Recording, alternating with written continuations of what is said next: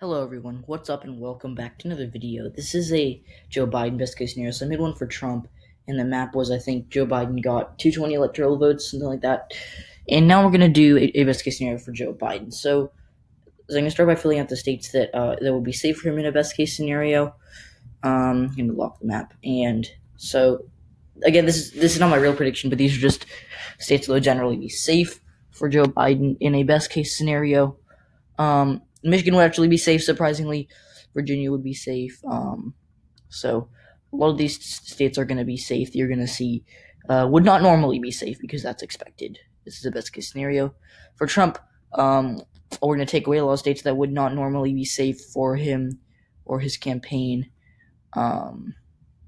Generally, so yeah. So that would basically be only 68 safe electoral votes in a best case scenario for President Trump or for Joe Biden. So now we're going to go with our likely states. And Nevada would be likely, could even be safe in a best case scenario. Remember that Hillary Clinton, she did pretty poorly in Nevada for a Democrat, winning by only I think only 2.5%. Yeah, she won by 2.5%. So it's not great, but it's still a win. It's still by a lean margin, and I do think Joe Biden will outperform her year if it's only by like even if it's only by a little bit. And actually, the polling actually is interesting because it does tend to underestimate President just generally Democrats here. In 2016, the polling actually put Donald Trump ahead. He ended up losing it. And this time around, the polls are putting Joe Biden ahead by 6 right now. So it's actually pretty solid for the Democrats. It's kind of locking up at this point for them. And more likely states, Arizona would also be likely in a best case scenario. I know you're like Arizona, that went for Trump 2016, and it did actually, but he only won it by a lean margin. And again, I know that Joe Biden is the favorite to win here, and I'm actually going to reflect that because Maricopa County, he's going to flip Kirsten won the Senate race in 2018. She won that by 60,000 votes. The polling, which actually did underestimate Hillary Clinton in 2016 by only 0.5%, but the polling actually has had Joe Biden ahead here pretty consistently. Back in February or March, Trump was ahead, but now we're starting to see Joe Biden taking the lead here. And Trump's approval in Arizona has never been solid, but it's not exactly shiny, I guess you could say, and it's pretty bad right now. So yeah, likely. What else are winning characterized as likely? Um, you know, Wisconsin would be likely, and Wisconsin could very well be likely even in a non-best case scenario. But a lot of stuff would have to pan out. Now remember, Democrats really did very well here in the midterms. They flipped the governor's mansion, and they ended up winning the Senate race by 11 points. So Democrats by no means are down and out in Wisconsin. In fact, they actually have the momentum. And even in that special election back on April 7th, I know it was a very long time ago. Well, it feels like an eternity. In the midst of coronavirus, they had high turnout and they had an upset in the state Supreme Court with Jill Karofsky beating out Daniel Kelly. Daniel Kelly was endorsed by Trump, and he had the backing of a lot of prominent conservatives, and he ended up losing it by 150,000 votes, and that would be very good because Trump he only won this by 23,000 votes. So yeah, and let's just elaborate on this. I'm not going to pull up the Senate map, but all Joe Biden has to do is outperform Hillary Clinton here by 0.8%, and he's already doing that in the polling. So overall, the best case scenario, he would outperform her and go back to Obama-like margins because Obama, he actually won this by a safe margin in 2008. 2012, he won it by a likely margin. Even though Paul Ryan was Mitt Romney's running mate, Paul Ryan was a congressman from Wisconsin. So, yeah. Pennsylvania would also be likely, and as you can see, Joe Biden has already hit. He has already hit 285. Which is over the magic number 270. But this is another Trump state from 2016. But again, he's running against Hillary Clinton. Hillary Clinton made some. She meant well, but she made some very poor choices in terms of words, and that really hurt her with coal miners in swing regions of Pennsylvania. Now, Obama, he had done very well here both times. He won it by I think 70. What doesn't he won it by like 9 or 10. And it was actually called like a poll closing for him in 2012, I believe. I didn't watch the 2012 election. I just am. I've watched it on YouTube, but yeah. So same with New Hampshire. That'd also be likely, and it could very well even be safe because New Hampshire is a weird state to forecast generally speaking. But in 2016, it was very very close. I'm actually gonna have to pull up the I'm actually going to try to pull up the 20 past election results. Okay, so here it is. So Donald Trump he actually lost this by only actually 3,000 votes or a little less than that. Whereas in 2012, Obama he won this by 5% over Romney. In 2008, he won every single county. So all these counties are flippable for Joe Biden. Even these ones that won for Donald Trump actually. In fact, this one ended up going to Trump by 6,000 votes in a county that only had a few people, and Obama still won. That's interesting. I don't think that Biden is going to do as well as Obama did in 2008, but in the best case scenario, he would do something similar to that. So, yeah, I'm actually going to leave it at that for Biden, and we're going to go fill out some of these typically safe red states. Now, Montana, I know that in 2008 it was very, very contested. Let's edit the HTML. Because of Obama's strong support with Native American voters. And, in 2008, they had a very popular Democrat, Max Baucus, on the ballot. He was in the Senate. He won every single county. So he was popular, even more popular than Steve Bullock, and Bullock is pretty popular, so popular. But John McCain still won it, and I know the Democrats, they have Steve Bullock and Mike Cooney on the ballot, which is going to help the Joe Biden campaign. But again, I don't expect to see it flipping or coming really that close. Like in the best case scenario, he'd still lose it by 8-9 points. Same with Utah. Now, like I've gotten a lot of comments saying that Utah isn't really safe, and Utah is a weird state because this is one of the few states that Hillary Clinton outperformed Barack Obama in. Comparing 2012 to 2016, but that was Mitt Romney was a Mormon and he won, and he did very well here. He won like 99% of the Mormon vote. I'm not joking. In Utah, let's see if we can pull this up. And by the way, in Montana, that was kind of a fluke because he ended up losing it by 14 to Governor Romney in 2012. But Utah was very good. So Mitt Romney did very well here. He won every single county, and he won he just did very, very well here. And in fact, I don't think that Joe Biden has a chance here. Now, I know there was a wacky poll that came out that had Trump only had by 3, but the polls actually did tend to underestimate Republicans in Utah. So I'm gonna just keep it at likely. Same with Alaska, which was again really weird in 2016 because of all the third-party voting that was going on there. Gary Johnson actually got 6% of the vote, which is pretty good, 14,000 votes. Jill Stein actually did decent there as well, and the polling has just generally been neck and neck. Trump had by 6, Trump had by 1, by 3. So, yeah, the polls are kind of all over the place. So I'm not going to go too in-depth in the polls, but generally, actually, according to Civics, which has very good data, Trump has never been too popular in Alaska. He was popular at the start a little bit, but for a state that's been pretty red over the past few decades, Alaska not looking too solid for Trump. South Dakota will also be likely. Again, a lot of these states are going to be likely. You're going to start seeing just because Hillary Clinton did pretty poorly here, and there was a lot of third-party voting, and I do expect a lot of those Johnson voters to go over to Donald Trump from 2020. But remember, if we can edit the HTML here and fine. Yeah, so Obama, he came pretty close to winning in 2008. He only lost by 9, so it would still be likely. I don't think that that Biden is going to do as well with the Native American vote as Obama did in 2008. So it won't be that contested. Plus the fact that that the Dakotas, they have GOP-controlled state legislatures, and they're going to do everything they can to disenfranchise the vote from Native Americans, making, write down your address, but they don't have an address because they live on a reservation. So Kansas is weird because it doesn't look too blue on the surface, but it actually can be competitive. In 2008, it actually wasn't as competitive as states like the Dakotas, Montana, or even, John McCain's home state of Arizona was pretty competitive, considering he's a senator from there. So we're going to go down to Kansas. Pull this up. Donald Trump did pretty well here. He actually flipped Johnson County, I believe, in 2016. It was a blue, or in 2012, it was a blue county. It's, okay, I didn't know I did that. I don't generally like to edit the HTML, but I kind of have to. So Kansas, Barack Obama didn't do too well here, but I think in 2012 he won Johnson County, which is, he didn't, I was wrong.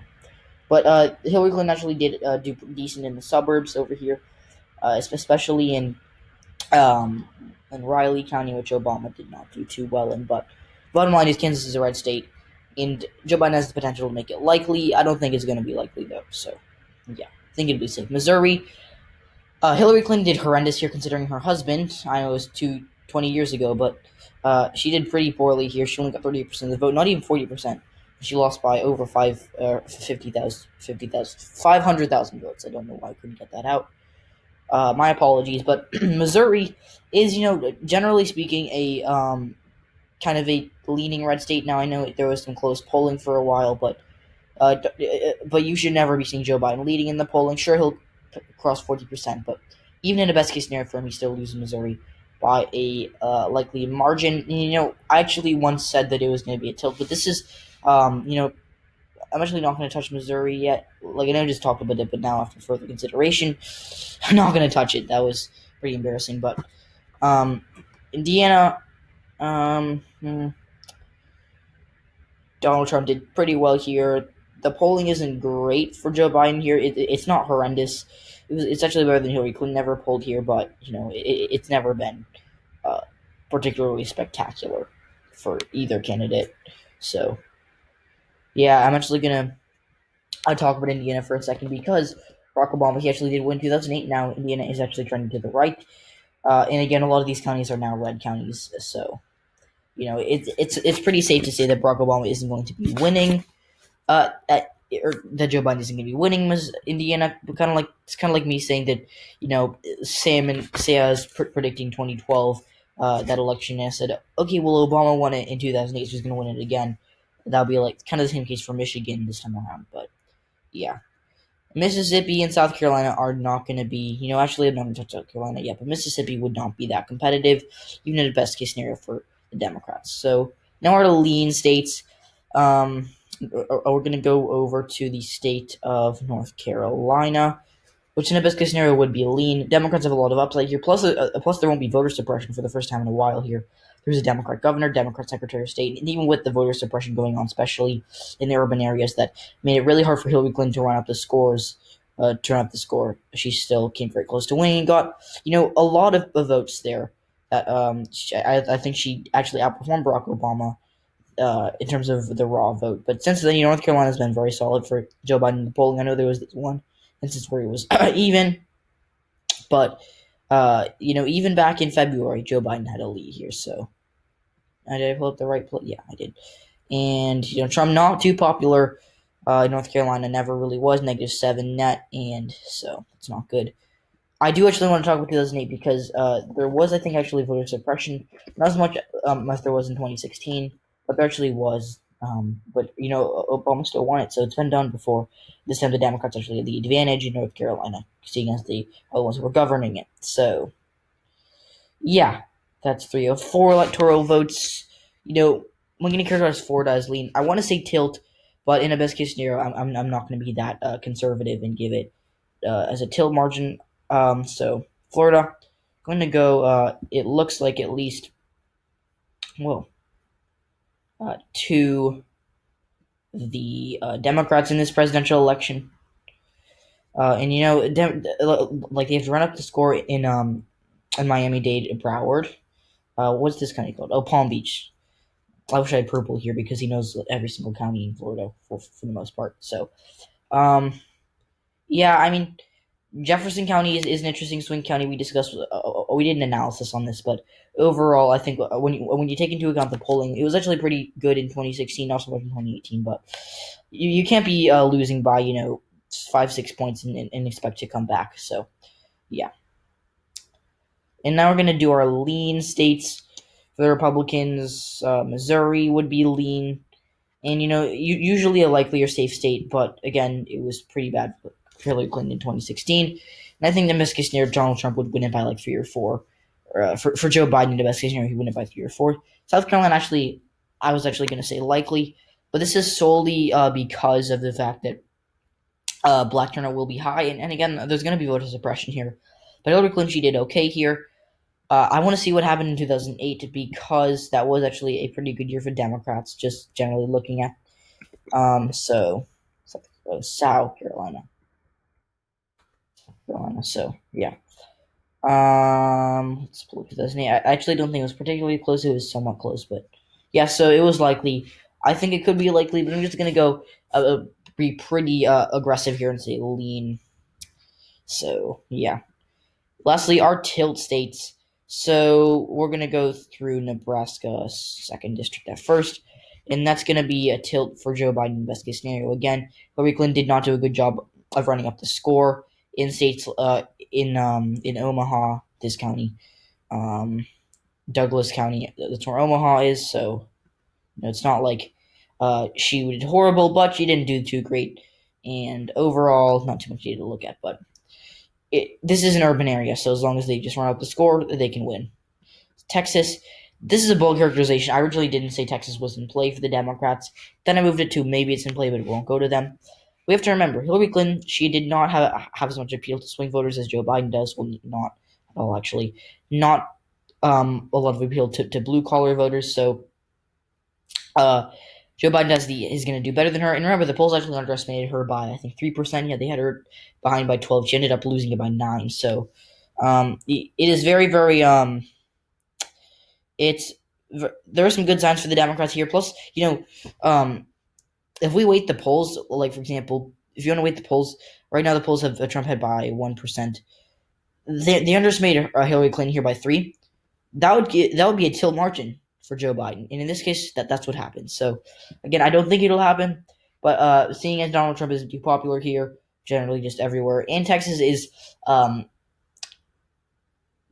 handling of coronavirus has come under recent scrutiny, and Greg Abbott, he was very popular until coronavirus, so that's only going to help the Democrats. Iowa was not too great in 2016 for Hillary Clinton.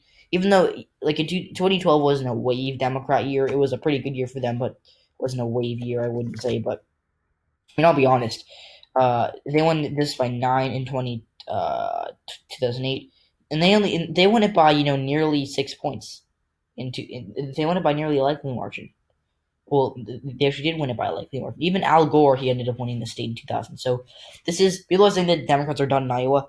I don't think so, because they did decent in the governor's race, and actually won the majority of the vote in House races, which is more important than governor races at a statewide level. So Iowa's certainly in play. So is Ohio, which I think is going to be tilt either way, no matter who wins it. I think Joe Biden is currently losing it right now, according to the polls. He's actually winning it, but he actually had a 3-point lead for a while. Towards the end of June, it was at the Democrats were at their high point. Okay, Biden was ahead by. It's interesting, but what I'm trying to say is that it'll be close either way. Let's go. And they do have a large black population that's going to start turning out for Joe Biden. BLM has only helped the Democrats, especially in a place like Ohio. So, for a while, Donald Trump was +6 net in Ohio. Now he's -3. So 9-point swing to I guess you could say, to the left. So, yeah. Plus, the Democrats have had a pretty good history of winning Ohio, and the Republicans have never won a presidential election without winning this state. Obama won it twice, and in fact, he was actually somewhat competitive in 2008, where John McCain came pretty, decently close. So, yeah. Okay, so now we're going to go 17 possible electoral votes. Let's go to Georgia. There will be voter suppression, and I think that, unless Brian Kemp doesn't voter suppress, this is probably going to go to Trump. But what they have to do is win the suburbs, kind of like they did in 2016. They did pretty well. Cobb County actually did flip to Hillary Clinton.